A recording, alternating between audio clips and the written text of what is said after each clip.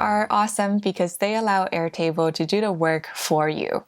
It prevents you from having to manually enter in every single piece of data about a record. Airtable has a support article on all of their formulas. It's called a Airtable Formula Field Reference. If you ever want to see the full list of formulas, you can type in Airtable Formulas or Airtable Formula Field Reference inside of Google. As part of this course, I'm going to go through the formulas that we typically see in our work in the consulting side of our practice. Airtable formulas can be split up into 5 different types. They are text, logical, numeric, date, and array formulas. We'll go through each one in a little bit more detail, but do know that generally there are 5 large categories.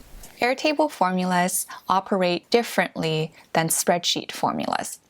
A lot of you are going to be quite familiar with spreadsheets, so it's worthwhile talking about how formulas are different inside of Airtable versus a spreadsheet.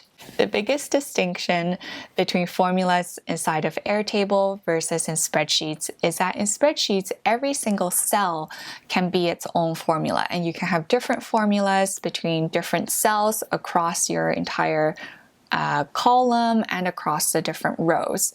Inside of Airtable, the database architecture allows you to set one formula for the entire column. So you cannot say row 1 in column 3 will have one formula and row 2 in column 3 will have a different formula.